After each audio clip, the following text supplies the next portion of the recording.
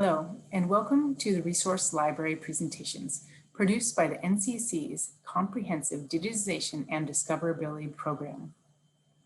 In this video series, generously funded by the Toshiba International Foundation, the NCC's CDDP task force highlights projects that are making digital images accessible in new ways.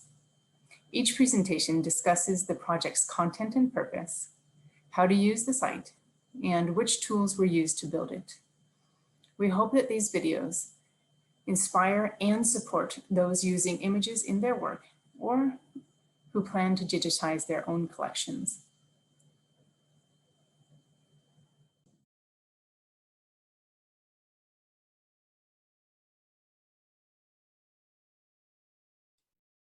Finding Premodern Japanese Primary Texts.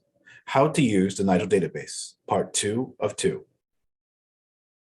The original video has been divided for convenience into Part 1 of 2 and Part 2 of 2. The previous video, for Part 1 of 2, covered Steps 1 and 2. This video, for Part 2 of 2, will cover Steps 3 to 5. Let us continue then with the original 28 bibliographic results we got using the work record search path and proceed to Step 3, browsing information about individual texts.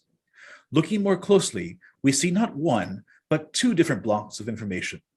The first of these gives the chosaku shōsai, details of the work record itself. The second of these is the shoshi chiran, the list of bibliographic records proper, all 28 of the records NIJL's database contains for the work Oi no Sasami. The former, the work record details, gives by and large the data taken over from the original Kokusho Somokuroku. As we see here, this includes the so-called united title and other basic facts about the work, but it also gives, crucially, the Kokusho Shōsai, the full list of excellent texts as found in the Kokusho Somokuroku, all manuscripts, woodblock printed books, and text in movable type. This Kokusho Shōsai section can be extremely valuable. As explained at the beginning, because the Kokusho Somokuroku's text were not taken over as searchable bibliographic records, within NIJL's database, only here can this information be found. And because it is not uncommon to find here texts from institutions yet to fully share their data with NIJL, this section is always worth checking, even if the information is decades old. One final point. We can see that, comparing the two, not all data here comes from the original Kokusho Somokuroku.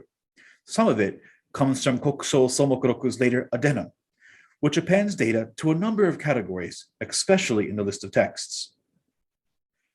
As we move on, however, from these work record details to this second block of data, the list of bibliographic records proper, we should first pause again to decode the various elements that make up each entry. The presentation here mirrors the list of work records, but contains more elements, 11 in all, many of which are naturally quite different. In first place, we have the title, not a uniting title, but the actual title of this particular text. Second, we have the name of the text holding collection, importantly, not in full, but in abbreviated form. Third is the work's call number, though this might only be the call number of the microfilm, etc., so care is needed. In fourth place, we have the manner of textual production, that is, whether manuscript or in print, followed immediately in fifth place by the year of production in which the text was printed or copied. Sixth continues with the physical format of the text, in particular, its physical dimensions. Seventh gives the number, when applicable, of volumes that the text contains, while eighth notes, again when applicable, whether or not the text is fragmentary. In ninth place, we get the text BID, its unique bibliographic ID or shoshi ID number.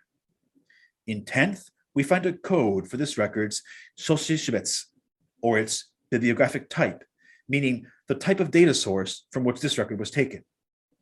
And finally, in 11th place, if an image of the text is available on NIJL's database, we find here a clickable mark that takes us to it.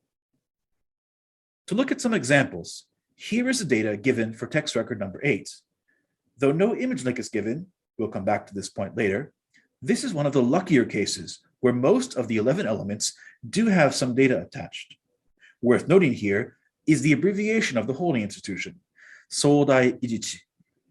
It's not too difficult to parse Soudai as Waseda University, but what about Ijichi? Here it refers to a particular collection within the larger library, consisting of books once belonging to the scholar Ijichi Tetsuo, which is a good deal more opaque. In such cases, help is available on the portal's front page, where we find this tab of holding institution lists, which can be consulted both for such abbreviations and also for much other useful information. At any rate, a more typical list entry is the case of record number 10, which is missing data for a few key categories, though it does provide an image link. The seeming inconsistency here derives from the nature of the NIJL database as a catalog of catalogs. NIJL gets its data from the catalogs provided to it, which vary significantly from institution to institution, and which vary just as much internally, depending on the nature of the text itself. Some variation can even be seen here, with only 3 entries, becoming even clearer if we color code the various elements like this. Among the full 28 entries, the degree of variation increases, though as we can see from this color-coded view, not all categories are as likely to be omitted. In any case, such variation aptly demonstrates what it means for NIJL database to be a union catalog. From this list of bibliographic records, we proceed to step 4, interpreting individual textual records. Clicking on any entry in the list, we come to its shoshishosai, the details of its bibliographic record. Let us look at a few examples. Clicking on record number 11, we find inside all the data seen in the more abbreviated list entry, including the image link. But even in these same categories, we find more information.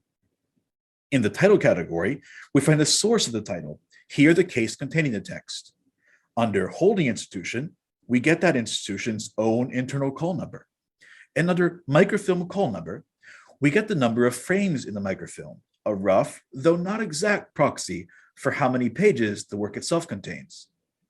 These are all very useful pieces of information, but the most important point is this: you really have no way of knowing what information awaits in the detailed view without clicking through, not even for 2 records from the same holding institution. So it's always worth a look. Sometimes, for example, in the details of record number 10, we even get whole new categories of data, as seen here in the section Nihon Koten Shiryo Chosa Data. This is the name of a separate NIJL database, the Inventory of Early Japanese Books, to which the link provided here takes us. There, we can browse the actual handwritten survey card produced by NIJL for this text. As you can see, for example, the call number here matches that found in the handwritten card for the survey. This extra information found within the detailed view can indeed be quite precise, though again, there is no way to predict when this will be the case. In the details to record number 8, for example, we find a section frequently encountered on NIJL's database, the Shoshichuki, or annotations to the bibliographic record, which here gives us the text full colophon. This example is particularly interesting, since the annotations seem to contradict the information under the element shosajiko, issues relating to copying. The former has Genroku 14 as the year of copying, the latter Genroku 10. To spoil the mystery, in this case, checking the manuscript shows that the annotation is in fact incorrect. The text colophon actually reads Genroku 10, 4th month, abbreviating the character for year entirely. It is worth noting, moreover, that this mistake goes back to the original printed catalog itself, whose incorrect information NIJL has digitized correctly. This illustrates an important point. The NIJL database always strives to digitize the catalogs provided to it with the utmost fidelity. This example is also a good one for pivoting to the next and final step, being aware of important complications that frequently confront users of the NIJL database, features and quirks of the system that can obscure the meaning of its search results. In particular, the 4 kinds of complications seen here are worth some review. The first is the most frequent. Many bibliographic records are lacking key bits of information that are in fact known, but have not yet been provided to NIJL. Often these are available elsewhere online. With record number 8, for example, we found a contradiction in the record, one resolved by checking the original manuscript. But can an image of this manuscript actually be found on NIJL's database? It would seem not. The list entry is missing the image mark, and the detail view gives no further information. One might conclude that the manuscript is simply not available online, yet it very much is available from the excellent database of the holding institution. Not all institutions share both their catalogs and their image data with NIJL. The same goes for other non-image information.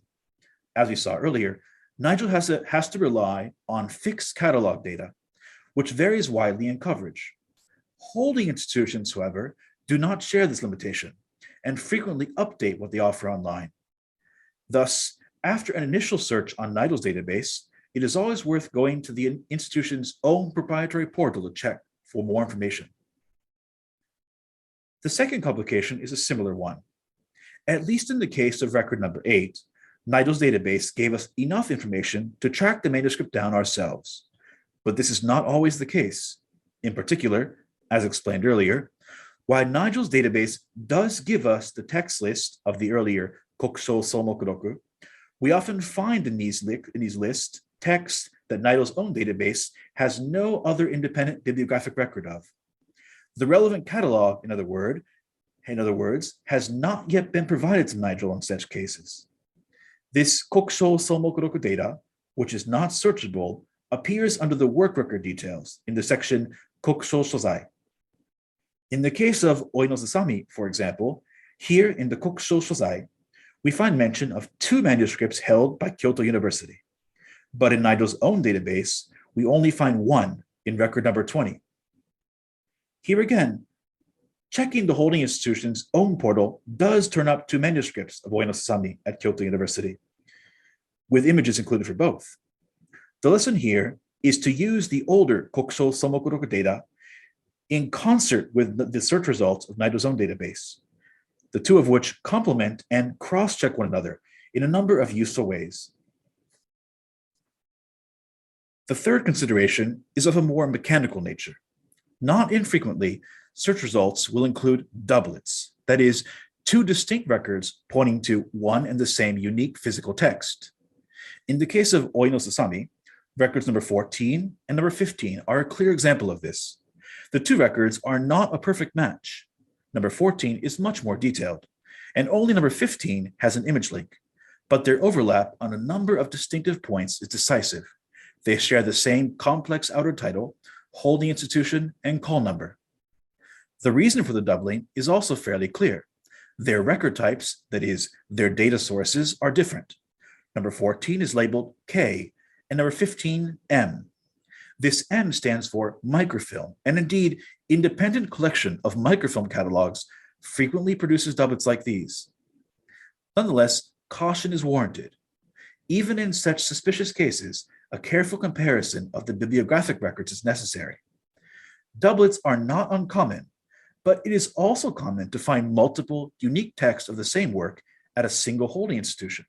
Indeed, in the case of Oinosasami, literally half of the 28 records represent such cases. To avoid confusing doublets and pairs, a judicious eye is needed. The final complication is the most significant of all.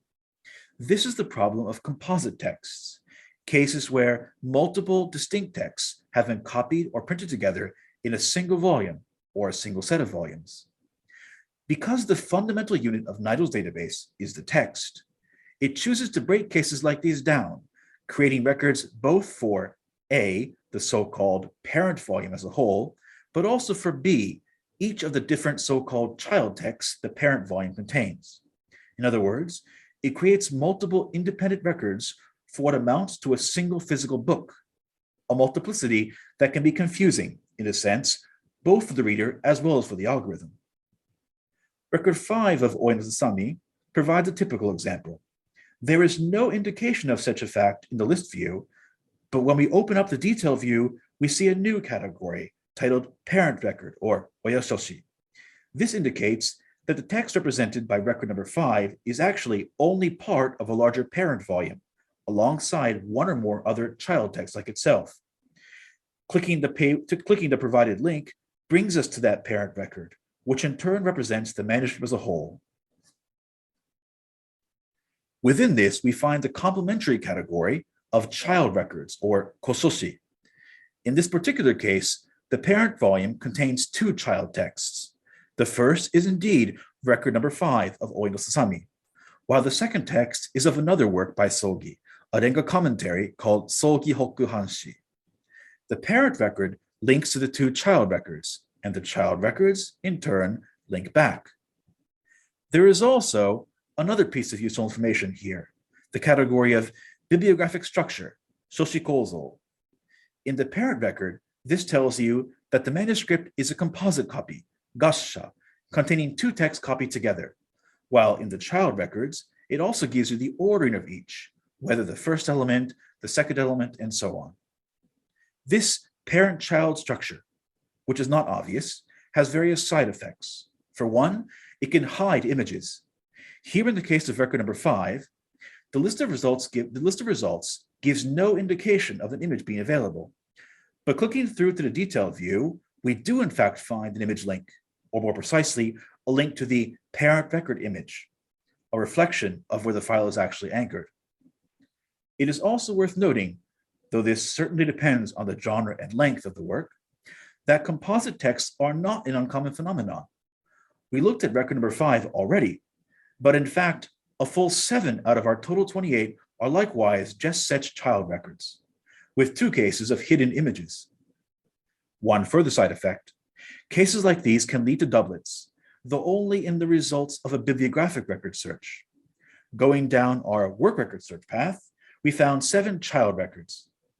But going down a bibliographic record search path, we get not only the same 7 child records, but also their respective 7 parents, and indeed even 2 siblings, which are not texts of Oi no Sasami at all.